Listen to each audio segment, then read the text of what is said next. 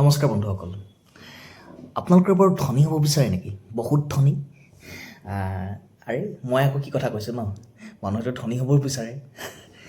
কিন্তু মই আৰু এটা কথা কৈছোঁ যে ধনী মানুহে কেতিয়াও টকাৰ কাৰণে কাম নকৰে। কথাষাৰ বিশ্বাস কৰিবনে আপোনালোকে? নিশ্চয় নকৰিব চাগে। আপোনালোকে বিশ্বাস কৰাটো বাদেই, ময়ো প্ৰথমতে বিশ্বাস কৰা নাছিলোঁ। আৰু মোৰ লগতে অন্যান্য দুখীয়া শ্ৰেণীৰ মানুহ অথবা মধ্যবিত্ত পৰিয়ালৰ মানুহ কোনেও কথাষাৰ বিশ্বাস নকৰিব। কাৰণ মানুহে টকাৰ কাৰণেই কাম কৰে, টকা উপাৰ্জনৰ কাৰণে কাম কৰি অত্যাধিক টকা উপাৰ্জন কৰে, আৰু অত্যাধিক টকা উপাৰ্জন কৰিলে আমি তেওঁলোকক ধনী বুলি স্বীকৃতি দিওঁ। এতিয়া কথাটো হ'ল কি, এই যে মই ক'লোঁ ধনী মানুহে কেতিয়াও টকাৰ কাৰণে কাম নকৰে, এই কথাষাৰ কিন্তু একেবাৰে দলিয়াই পেলাব পৰা কথা নহয়। ইয়াৰ সত্যতা আছে, ইয়াক একেবাৰে নস্যাৎ কৰিব পৰা কথা নহয়। কিয় নস্যাৎ কৰিবলগীয়া কথা নহয়, তাৰ কাৰণে মই এটা আপোনালোকক কাহিনী শুনাম। কাহিনীটো শুনিব, অকণমান দীঘলীয়া হ'ব, কিন্তু কাহিনীটো নুশুনাকৈ নাথাকিব আপোনালোক। কাহিনীটো 18শ শতিকাৰ আমেৰিকাৰ এটা কাহিনী, একেবাৰে সঁচা কাহিনী হয়। আমেৰিকাত এজন ল'ৰা আছিলে, সেই ল'ৰাজন আছিলে নাম আছিলে ৰবাৰ্ট। আৰু ৰবাৰ্টৰ দেউতাক আছিলে এজন সফল শিক্ষক। সফল শিক্ষক বুলি এইকাৰণে কৈছোঁ, তেওঁ বৃত্তিগতভাৱে সঁচাকৈ সফল আছিলে। আৰু সেই বৃত্তিগতভাৱে সফল শিক্ষকজনৰ সন্তান আছিলে ৰবাৰ্ট। তেওঁৰ দেউতাকে সেইটো সময়ৰ আমেৰিকাৰ বিখ্যাত ইউনিভাৰ্চিটিবিলাকৰ পৰা, ডাঙৰ ইউনিভাৰ্চিটিবিলাকৰ পৰা ডাঙৰ ডিগ্ৰী লৈছিলে। আৰু তাৰপিছতে তেওঁ এখন ভাল অঞ্চলত, এখন ভাল চহৰত তেওঁ শিক্ষকতা কৰিছিলে। আৰু সেই চহৰখনতেই এখন ভাল স্কুলত ৰবাৰ্টে পঢ়িছিলে। আৰু ৰবাৰ্টে পঢ়া সেই স্কুলখনৰ পৰাই এটা কাহিনীৰ সূত্ৰপাত হ'ল। এই কাহিনীটো মই আপোনালোকক ক'বলৈ বিচাৰিছোঁ। ৰবাৰ্ট অকণমান মধ্যবিত্ত পৰিয়ালৰ ল'ৰা আছিলে, বহুত ধনী নাছিলে। কাৰণ যিহেতু ৰবাৰ্টৰ দেউতাকে শিক্ষকতা কৰে, দৰমহা পায়, দৰমহাৰ টকাৰে তেওঁ ভালকৈ চলে। অত্যাধিক তেওঁ বিলাসিতা কৰিব নোৱাৰে। আমাৰ দৰে মধ্যবিত্ত পৰিয়ালৰ ল'ৰা হয়, যিহেতু বিলাসিতা কৰিব পৰা একো সুযোগ নাছিলে, দৰমহাৰ টকাকেইটাই চলি থাকে। এতিয়া কাহিনীটো আৰম্ভ হ'ল এনেকৈ। এবাৰ ৰবাৰ্টে স্কুলৰ পৰা এটা অভিযোগ লৈ দেউতাকৰ ওচৰলৈ আহিলে। অভিযোগটো হ'ল এনেকুৱা, ৰবাৰ্টৰ এজন বন্ধু আছিলে, স্কুলীয়া লগৰ ল'ৰা আছিলে জিমি বুলি। জিমিয়ে তেওঁৰ দেউতাকৰ লগত আৰু কিছুমান বন্ধুবৰ্গৰ সৈতে ক'ৰবাত ফুৰিবলৈ গ'ল, তেওঁলোকৰ গাড়ীত উঠি। আৰু 9 বছৰীয়া ৰবাৰ্টৰ মনতে দুখ লাগিলে যে তেওঁক নিনিলে। আৰু তাৰ অভিযোগেই দেউতাকক দিলেহি যে, ৰবাৰ্টৰ নিজৰ দেউতাকক দিলেহি যে, দেউতা, আজি স্কুলৰ মোৰ বন্ধু জিমিয়ে আৰু অন্যান্য বন্ধুবৰ্গৰ সৈতে দেউতাকৰ লগত গাড়ীত ফুৰিবলৈ গৈছে, কিন্তু মোক ফুৰিবলৈ নিয়া নহ'ল। এইকাৰণেই নিয়া নহ'ল যে মই দুখীয়া ল'ৰা, আৰু তেওঁলোকৰ তুলনাত মই হেনো দুখীয়া, মই ধনী নহয়, সেইকাৰণে নিনিলে। তেতিয়া আৰু ৰবাৰ্টৰ দেউতাকে অকণমান দুখ প্ৰকাশ কৰিলে, তেনেকুৱা কৰিব নালাগিছিলে।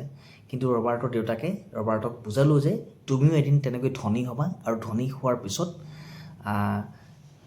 তুমি তেনেকৈ ফুৰিবলৈ যাবা। আৰু তেতিয়া ৰবাৰ্টে ক'লে, দেউতা, মই ধনীনো কেনেকৈ হ'ম? মোৰ ওচৰত ইমান টকানো কেনেকৈ আহিব? মই ইমান ধনী কেনেকৈ হ'ম? তাৰ এটা উত্তৰ বিচাৰিলে। কিন্তু তাৰ যথাযথ উত্তৰ ৰবাৰ্টৰ দেউতাকে ৰবাৰ্টক দিব নোৱাৰিলে। তেতিয়া সেই সময়তে ৰবাৰ্টৰ আৰু এজন বন্ধু আছিলে, মাইক। আৰু এই কাহিনীটোত মাইক আৰু ৰবাৰ্টেই গোটেই কাহিনীটো লৈ গৈছে, আপোনালোকে শুনিব। মাইকৰ লগত ৰবাৰ্টে বুদ্ধি কৰিলে যে আমি দুয়োটাই বিজনেছ কৰি ধনী হ'ম, নতুবা আমি দুয়োটাই লগতে কাম কৰি উপাৰ্জন কৰি আমি ধনী হ'ম, ধনী হৈ সেই জিমিৰ দৰে ফুৰিবলৈ যাম। কথামতেই কাম। তেওঁলোকে এতিয়া ভাবিলে যে আমিতো এতিয়া 9 বছৰীয়া ল'ৰাহে, আমাক কাম কোনে দিব? আমি বিজনেছেই বা কৰিম কি?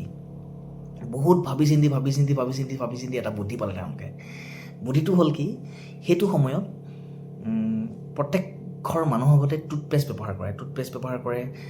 যেনেকৈ আমি আজিকালি কলগেট ব্যৱহাৰ কৰোঁ, তেওঁলোকে সেই সময়ত আমেৰিকাৰ বিভিন্ন কোম্পানী থাকিব পাৰে, টুথপেষ্টবিলাক ব্যৱহাৰ কৰে। আৰু টুথপেষ্টবিলাকৰ যি শেষ হোৱাৰ টুথপেষ্টবিলাকৰ যি পেকেটটো তেওঁলোকে সংগ্ৰহ কৰিব।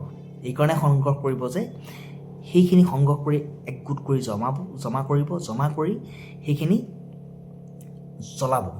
জ্বলাই পিনে তাৰ পৰা এটা ধাতু উৎপাদন হ'ব। সেই ধাতুটোৰ নাম হৈছে নিকেল। আৰু সেই নিকেল ধাতুটো বিকি পিনে তেওঁলোকে ধনী হোৱাৰ এটা ইচ্ছা প্ৰকাশ কৰিলে। কথামতেই কাম লাহে লাহে জমা কৰিবলৈ আৰম্ভ কৰিলে। ওচৰ কাষৰ চহৰখনৰ যিমান মানুহৰ ঘৰ আছে প্ৰত্যেক মানুহৰ ঘৰৰ পৰা কলগেটৰ দৰে যি টুথপেষ্ট তেওঁলোকে ব্যৱহাৰ কৰিছিলে সেই টুথপেষ্টৰ বাকলিবিলাক জমা কৰিবলৈ ল'লে, জমা কৰি হেৰি কৰিব ল'লে। আৰু তেওঁলোকৰ যি উদ্দেশ্য এনেকুৱা এটা চৰম পৰ্যায় পাইছিলেগৈ যে মানুহক দমো দিছিলেগৈ কেতিয়াবা। মানুহৰ ঘৰলৈ গৈ পিনে দম দিছিলেগৈ যে আপোনালোকে সোনকালে টুথপেষ্ট ব্যৱহাৰ কৰক, টুথপেষ্ট ব্যৱহাৰ কৰি আমাক খালী পেকেটটো দিয়ক, আমাক খালী পেকেটটো লাগে। মানুহে গম পোৱা নাই কি কাৰণে লাগে, আৰু মানুহেও সন্দেহ প্ৰকাশ কৰা হ'ল যে সিহঁতক লাগে কিয় ইমানকৈ। লাহে লাহে দিন বাগৰিল, মানুহবিলাকৰ সন্দেহ হ'বলৈ আৰম্ভ কৰিল। আৰু এই কথাখিনি ৰবাৰ্টৰ দেউতাকৰ কাণত পৰিলেগৈ যে সিহঁতে মায়েক আৰু ৰবাৰ্টে মিলি এনেকুৱা এটা কিছুমান কাম কৰিছে যিটো কামে মানুহৰ সন্দিহান কৰাইছে। ৰবাৰ্টৰ দেউতাকে অনুসন্ধান কৰিছিলে আৰু অনুসন্ধান কৰি পিনে ধৰা পৰিলে যে এজন বন্ধুৰ লগত গৈ পিনে দেখিলেগৈ, ৰবাৰ্টৰ দেউতাকে নিজৰ এজন বন্ধুয়েকৰ লগত গৈ পিনে দেখিলেগৈ যে সিহঁতে এইটো কাম কৰিছে। আৰু সেইটো সময়ত আমেৰিকাত সেইটো এটা ইলিগেল কাম আছিলে। এনেকৈ নিকেল উলিয়াই পিনে বিক্ৰী কৰাটো এটা সম্পূৰ্ণ বেআইনী কাম আছিলে। আৰু ৰবাৰ্টৰ দেউতাকে যেতিয়া গৈ পিনে এইটো ধৰা পেলালেগৈ, তেওঁৰ খং উঠিলে। তেওঁৰ খং উঠি পিনে নিজৰ ল'ৰাক গালি পাৰিলে। আৰু কিন্তু সেইটো সময়তে ৰবাৰ্টৰ দেউতাকৰ যি বন্ধুৱেক লগত আছিলে, বন্ধুজনে ক'লে যে আপোনালোকে ল'ৰাকেইটাক এৰি দিয়ক, সিহঁতৰ হয় ভুল হ'ল, কিন্তু তেওঁলোকৰ উদ্দেশ্যটো একেবাৰে সৎ আছিলে।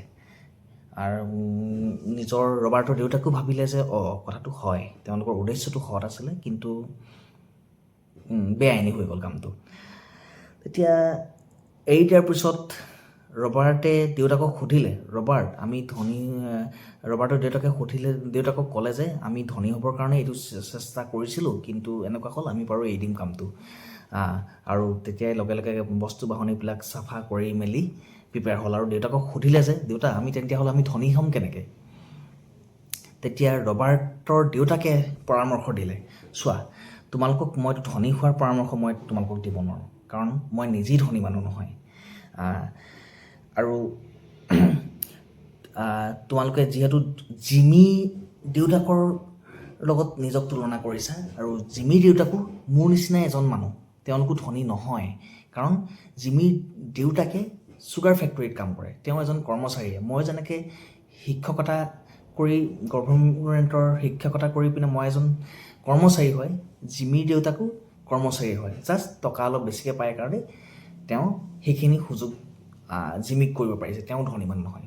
যদি তোমালোকে ধনী হ'ব বিচৰা, তেতিয়াহ'লে মই তোমালোকক এটা পৰামৰ্শ দিব পাৰোঁ। পৰামৰ্শটো হ'ল কি, যে লগত যে মাইক নামৰ বন্ধুয়েকৰ লগত কাম কৰিছিলে, ক'লে যে তুমি মায়েকৰ দেউতাকক এই বিষয়ে সোধাগৈ, কাৰণ মই জানো যে মোৰ যিটো বেংকৰ লগত মোৰ সম্বন্ধ আছে, যিটো বেংকত মোৰ একাউণ্ট আছে, আৰু মোৰ যিজন বেংকাৰ আছে, সেই বেংকাৰজনে কৈছে যে মায়েকৰ দেউতাকে অতি সোনকালে সাংঘাতিক ধনী মানুহ হ'ব পাৰিব, আৰু ধনী হোৱাৰ ক্ৰেডিট তেওঁৰ ওচৰত আছে। এটাকে তেওঁ সফল ব্যক্তি হ'ব পাৰিব, এটাকে তেওঁৰ পৰা যদি তুমি বুদ্ধিবিলাক ল'ব পাৰা ধনী হোৱাৰ, তেওঁ দিব পাৰিব মোতকৈ। সেইকাৰণে তুমি মোৰ ওচৰলৈ আহিব নালাগে, তেওঁৰ ওচৰলৈ যোৱা। তেতিয়া মায়েকে ভাবিলে, আৰে মোৰ দেউতাটো আণ্ডাৰ মেট্ৰিক হয়, জাষ্ট 8 পাছ, তেওঁ আমাক কিদৰে ধনী হোৱাৰ পৰামৰ্শ দিব পাৰিব? তথাপিও মায়েকে গৈ পিনে দেউতাকক লগ কৰিলেগৈ, আৰু তেওঁলোকৰ উদ্দেশ্যৰ কথা ক'লে। দেউতাকেও মান্তি হ'ল, আৰু ৰবাৰ্টকো মাতি পঠালে। এদিন ৰাতিপুৱা 9 বজাত মায়েক আৰু ৰবাৰ্টে গৈ পিনে মায়েকৰ দেউতাকক লগ কৰিলে যে, আৰু উদ্দেশ্যবিলাক ক'লে। উদ্দেশ্যবিলাক গম পালে যে ধনী হ'ব বিচাৰিছে তেওঁলোকে।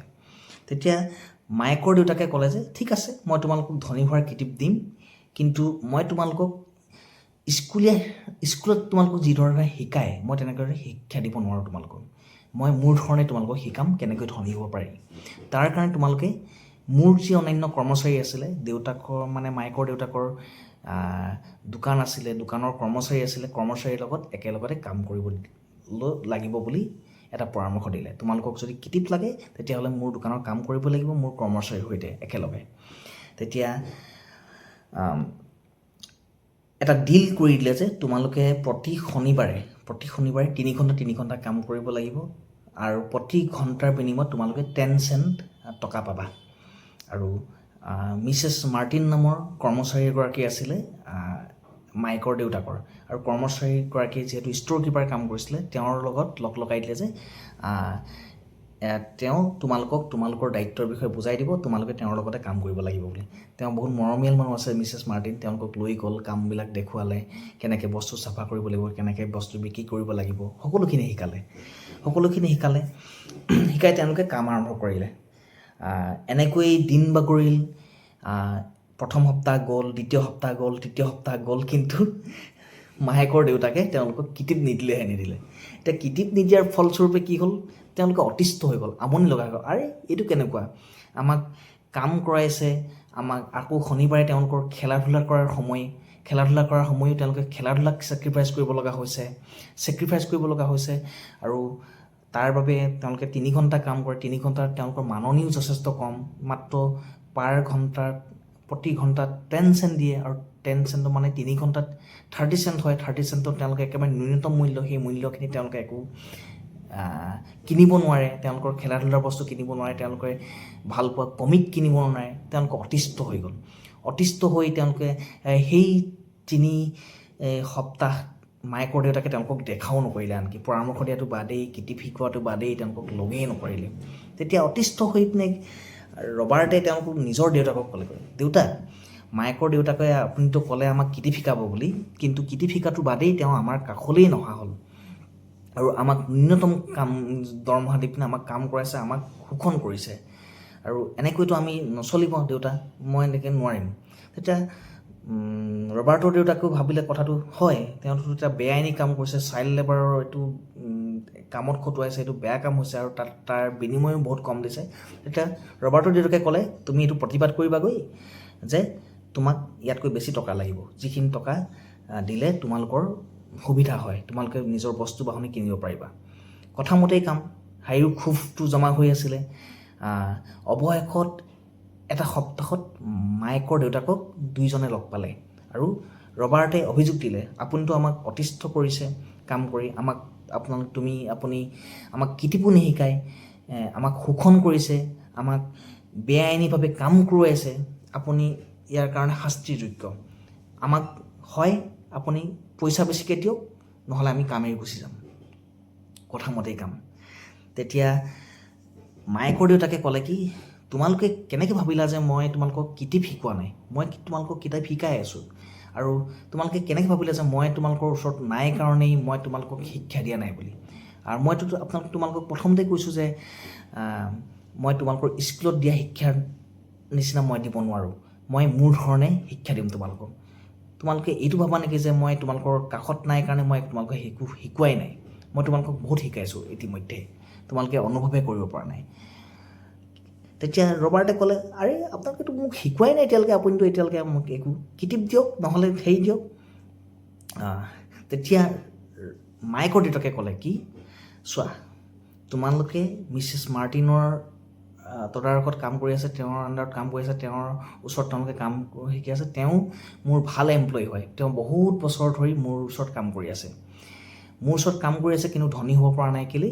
তোমালোকৰ চিন্তাধাৰা, তোমালোকৰ মানসিকতা মোৰ এমপ্লয়ী মিছেছ মাৰ্টিনৰ নিচিনা একেই। আৰু তেওঁ অভিযোগ কেতিয়াবা দি থাকে যে ধনী হ'ব পৰা নাই। আৰু তেতিয়া মাইকৰ দেউতাকে আৰু কিছুমান পৰামৰ্শ দিলে, আৰু কিছুমান কথা ক'লে যে তোমালোকে ধনী হ'বলৈ কেতিয়াও নোৱাৰিবা এনেকৈ, কাৰণ তোমালোকে শিকিবলৈ আগ্ৰহী নহয়।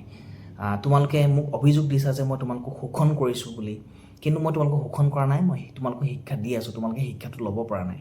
আৰু মানুহে এনেকৈ পলাই ফুৰে, মানুহে এনেকৈ ভয়াতুৰ মানুহে এনেকৈ নিশিকি পিনে অকল টকাৰ পিছফালে দৌৰে। তোমালোকে এতিয়া মোক টকা বঢ়াই দিব ক'লা, তোমালোকে অকল টকাৰ কাৰণে কাম কৰিছা, আৰু টকাৰ কাৰণে কাম কৰিছা কাৰণে তোমালোকে কেতিয়াও ধনী হ'ব নোৱাৰা। মোৰ যেনেকৈ কৰ্মচাৰী মিছেছ মাৰ্টিন বুঢ়ী হৈ গ'লগৈ, কিন্তু তেওঁ ধনী হ'ব পৰা নাই। আৰু তোমালোকৰ মানসিকতা আৰু মিছেছ মাৰ্টিনৰ মানসিকতা একো পাৰ্থক্য নাই, একেই মানসিকতা। তেতিয়া ৰবাৰ্টে ভাবিলে, আৰে এইটো কেনেকুৱা কথা, তথাপিও তেওঁ ক'লে যে আমাক কিটিপ শিকাওক। তেতিয়া ৰবাৰ্টক কি কয় মায়েকৰ দেউতাকে ক'লে যে তোমালোকে মোৰ লগত আৰু কাম কৰিব লাগিব, তেতিয়াহে মই তোমালোকক কিটিপ দিব পাৰিম। কিন্তু এতিয়ালৈকে তোমালোকে 30 চেণ্ট পাইছিলা প্ৰতি ঘণ্টাৰ বিনিময়ত, 10 চেণ্টকৈ পাইছিলা। পৰৱৰ্তী সময়ত তোমালোকে কিন্তু এইখিনি নোপোৱা। যদি তোমালোকক কিটিপ লাগে মোৰ লগত কৰা, নহ'লে তোমালোকে যাব পাৰা। তেতিয়া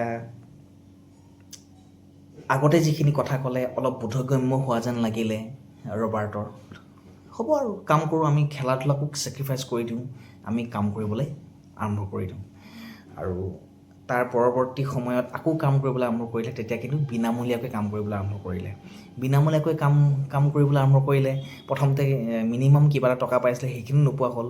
আৰু কাম কৰি তেওঁলোক একদম অভিজ্ঞ হৈ এনেকুৱা এটা পৰ্যায় পালেগৈ যে যিখিনি কাম প্ৰথমতে আমনিদায়ক আছিলে, তেওঁলোকৰ কাৰণে কষ্টকৰ নিচিনা লাগিছিলে, দিন বাগৰৰ লগে লগে সেইখিনি সহজ হৈ পৰিলে তেওঁলোকৰ কাৰণে। আৰু মায়েকৰ দেউতাকে তেতিয়াই কৈছিলে তোমালোকে কামৰ পৰা পলালে নিজে যদি তোমালোকে ভয়াতুৰ হোৱা, তোমালোকে যদি টকাৰ প্ৰতি লোভীয়া হোৱা, টকাই তোমালোকক বশ কৰিব। আৰু যেতিয়ালৈকে তোমালোকে টকাৰ দাস হৈ থাকিবা, টকাৰ দ্বাৰা দাস হৈ থাকিবা, তেতিয়ালৈকে তোমালোকে ধনী হ'ব নোৱাৰা। সেইকাৰণে তোমালোকৰ মগজুত ধনী হ'ব পৰা একো মানসিকতা বা ধনী হ'ব পৰা একো সুযোগ তোমালোকে কেতিয়াও নোপোৱা। ধনী হোৱাৰ সুযোগ তোমালোকৰ মগজুৰে দিব, সেইটো মই তোমালোকক দিব নোৱাৰোঁ। কথামতেই কাম দিন বাগৰিলে, এনেকৈ কাম বিনা পইচাত কাম কৰি এটা সময়ত পালেহি যে মায়েক আৰু ৰবাৰ্টে ভাবিলে এনেকৈ নহ'ব, আমি নিজাববীয়াকৈ কিবা এটা কৰিব লাগিব। যিহেতু ইমান দিন কাম কৰিলে, অভিজ্ঞতাৰ পৰা কিছুমান কথা বুজিব পাৰিলে, সেই অভিজ্ঞতাকে সাৰথি কৰি তেওঁলোকে এটা সময়ত বুদ্ধি পালে যে বুদ্ধিটো হ'ল মিছেছ মাৰ্টিনে কিছুমান আলোচনী ব্যৱহাৰ কৰি আছিলে। আলোচনীবিলাক পুৰণি আলোচনীবিলাকৰ ফালি চিলি কিবাকিবি কামত ব্যৱহাৰ কৰে, অপ্ৰয়োজনীয় বুলি ভাবিছিলে। তেতিয়া ৰবাৰ্টে ভাবিলে এইখিনি দেখোন কামৰ বস্তু। তেতিয়া তেওঁলোকে ভাবিলে কি এইখিনি আমি কালেক্ট কৰোঁ, পুৰণা যিখিনি আলোচনী, কাৰণ নতুন আলোচনী কিনাৰ তেওঁলোকৰ সামৰ্থ্য নাই। আৰু পুৰণি আলোচনীবিলাক তেওঁলোকে যোগাৰ কৰিলে। আৰু পুৰণি আলোচনীও কিনি পিনে সমৰ্থ নোহোৱা বহুত কিছুমান ছাত্ৰ ছাত্ৰী আছিলে, বহুত কিছুমান তেওঁলোকৰ বন্ধুবৰ্গ আছিলে, বা বহুত এনেকুৱা মানুহ আছিলে যি পুৰণি আলোচনী কিনি পঢ়িব নোৱাৰে। তাৰ কাৰণে এটা ব্যৱস্থা কৰা হ'ল কি তেওঁলোকে এটা লাইব্ৰেৰী বনাই এটা ব্যৱস্থা কৰিলে যে কি আমি প্ৰতি ঘণ্টাৰ বিনিময়ত পঢ়াৰ বিনিময়ত দুখীয়া ল'ৰা ছোৱালী আহিব, কম টকা দি পিনে পঢ়িব পাৰিব। তেনেকুৱা বুদ্ধিমতেই কাম। তাৰ কাৰণে তেওঁলোকে এপইণ্টমেণ্ট কৰিলে যে মায়েকৰ ভনীয়েকক তেওঁ বহুত কিতাপ পঢ়ি ভাল পায়, সেইকাৰণে সেই কামটোৰ কাৰণে উপযুক্ত হ'ব বুলি ভাবিলে আৰু তেওঁলোকৰ লাইব্ৰেৰীত কাম কৰিবৰ কাৰণে লৈ আহি তেওঁলোকৰ তাতে কাম কৰোৱা হ'ল। আৰু তেনেকৈ দিন বাগৰিল, বহুত ষ্টুডেণ্ট আহিলে, বহুত পঢ়ুৱাই আহিলে, কাৰণ প্ৰত্যেকৰ কাৰণে এখন আলোচনী কিনি পঢ়াৰ যি সামৰ্থ্য নাছিলে, ভাড়ালৈ কিতাপ পঢ়িবলৈ পৰা এটা যি সামৰ্থ্যৱান মানুহ আছিলে, এঘণ্টাৰ কাৰণে আহে, 2 ঘণ্টাৰ কাৰণে আহে, 3 ঘণ্টাৰ কাৰণে আহি পিনে লাইব্ৰেৰীত উপযুক্ত মাননি দি পিনে, কম পইচা মাননি দি পিনে পঢ়ি পেলাই গুচি যায়। তেনেকৈ তেওঁলোকৰ বহুতখিনি টকা উপাৰ্জন হ'ল আৰু দৰমহা পাতিও মায়েকৰ ভনীয়েকক দিব পৰা হ'ল। তেনেকৈ একদম সফল ব্যৱসায় এটা আৰম্ভ কৰিব পৰা গ'ল। আৰু পিছত আহি যেতিয়া মায়েকৰ দেউতাকে দেখিলে তেওঁলোকৰ দেখোন চিন্তাত আহিলে, এনেকুৱা কিছুমান ভাল কাম কৰি আছে, এনেকুৱাকৈ ব্যৱসায় কৰি আছে, ব্যৱসায়িক চিন্তাবিলাক তেওঁলোকৰ মগজুত গ্ৰ'থ হ'ল। তেতিয়া বুজা লাগি যে দেখিছা তোমালোকৰ আচলতে তোমালোকে ধনী নোহোৱাৰ কাৰণ এয়াই আছিল যে তোমালোকে টকাৰ কাৰণে কাম কৰি আছিলা, আৰু টকাৰ দাস হিচাপে কাম কৰি থকাৰ কাৰণেই তোমালোকে আজি পৰ্যন্ত ধনী হ'ব পৰা নাছিলা। আৰু তেওঁ লগতে ক'লে যে সেইকাৰণে সেইটো সময়তে লেচন দিছিলে তেওঁলোকক। উপযুক্ত লেচনটো এইটোৱে আছিলে যে rich do not work for money. ধনী মানুহে কেতিয়াও টকাৰ কাৰণে কাম নকৰে, ইভেন টকাইহে ধনী মানুহক টকা উপাৰ্জন কৰি দিয়ে। ধনী মানুহৰ টকাবিলাকে ধনী মানুহক উপাৰ্জন কৰি দিয়ে। তোমালোকে এনেকুৱা এটা অৱস্থা পাবগৈ লাগিব, তোমালোকে এনেকুৱা কিছুমান চিন্তা চৰ্চা কৰিব লাগিব যিটো চিন্তা চৰ্চাই তোমালোকক ধনী কৰিব পাৰিব। যিটো কাম তোমালোকে এতিয়া কৰি আছা, এনেকুৱা ধৰণৰ কাম কৰিলেহে তোমালোকে ধনী হ'ব পাৰিবা। ইভেন অন্যান্য মানুহে যি মোৰ কৰ্মচাৰী মিছেছ মাৰ্টিন অথবা ৰবাৰ্টৰ দেউতাকৰ উদাহৰণ দিলে, তোমালোকৰ দেউতাই ধনী হ'ব নোৱাৰে কেলেই নিজৰ বিলো পৰিশোধ কৰিব নোৱাৰে বা অন্যান্য নিজৰ বিলাসিতা জীৱন যাপন কৰিব নোৱাৰে কি তেওঁলোকে ভয় কৰে। তেওঁলোকে সদায় ছিকিউৰিটি বিচাৰে নিজৰ। ভালকৈ পঢ়া শুনা কৰিম, ভাল কোম্পানী এটাত কাম কৰিম, উপযুক্ত চেলাৰী পাম, সেই উপযুক্ত চেলাৰীয়ে গোটেই জীৱন যাপন কৰিম বুলি ভাবে। কিন্তু তেনেকৈ মানুহে ধনী হ'ব নোৱাৰে। সেইখিনি লিচন দিছিলে। আৰু এই লিচনটো আছিলে, মই আপোনালোকক এতিয়া কোনখন কিতাপৰ এইখিনি কাহিনীটো আছে মই আপোনালোকক ক'ব বিচাৰিছোঁ। কাহিনীটো হ'ল, কিতাপখনৰ নাম হ'ল দ্য ৰিচ ডেড এণ্ড পুৰ ডেড। এখন বিখ্যাত কিতাপ হয়, আপোনালোকে পঢ়িব পাৰে কিনি পিনে, বহুত মূল্যও বেছি নহয়। আৰু এই কিতাপখনৰো বহুত ধুনীয়া কাহিনী আছে। কিতাপখনত প্ৰথম মই ফাৰ্ষ্ট চেপ্টাৰটোহে পঢ়িছোঁ, আৰু ফাৰ্ষ্ট চেপ্টাৰটোৰ সাৰমৰ্মখিনি মই আপোনালোকক ক'লোঁ। পৰৱৰ্তী সময়ত যদি আপোনালোকক লাগে তেতিয়াহ'লে মই পৰৱৰ্তী চেপ্টাৰখিনি পঢ়ি বুজি আপোনালোকৰ সাৰমৰ্মবিলাক আপোনালোকৰ আগত অৱগত কৰিব পাৰিম। কিতাপখন লিখিছে ৰবাৰ্ট টি কিয়ছাকিয়ে। কিয়ছাকি তেওঁৰ নিজৰ জীৱনৰ ওপৰত কিতাপখন লিখিছে, আৰু কিতাপখনৰ প্ৰথম চেপ্টাৰটোৱে এইখিনি শিকাইছে।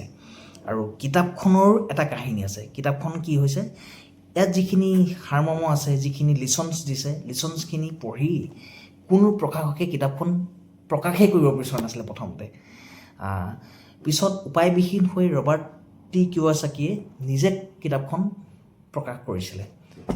প্ৰকাশকৰ অভিযান বহু প্ৰকাশকৰ ওচৰলৈ চাপিলে, তেওঁ প্ৰকাশকে ৰিফিউজ কৰিলে। ৰিফিউজ কৰাৰ পিছত তেওঁ নিজে কিতাপখন প্ৰকাশ কৰি উলিয়ালে। কিতাপখন প্ৰকাশ কৰাৰ পিছত এখন এতিয়া বিশ্ববিখ্যাত কিতাপ হৈ গ'ল। আৰু মই ইতিমধ্যে পঢ়িছোঁ 25 নম্বৰ এডিশ্যনটো।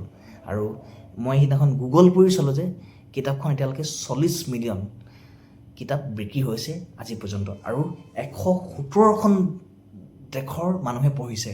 আৰু এই কিতাপখন বিভিন্ন ভাষালৈ অনুবাদ হৈছে। মই বাৰু ইংলিছ ভাৰ্চনটো পঢ়িছোঁ, আপোনালোকেও পঢ়িব পাৰে। যদি ধনী হোৱাৰ কিটিপ লাগে, হয়তো এই কিতাপখনে আপোনালোকক সুযোগ দিব পাৰে। ধনী হোৱাৰ কিটিপ আৰু যদি আছে, মই ভিতৰৰ আৰু নেক্সট চেপ্টাৰবিলাক পঢ়ি আপোনালোকৰ আগত উপস্থাপন কৰিম। আজিলৈ ধন্যবাদ, নমস্কাৰ।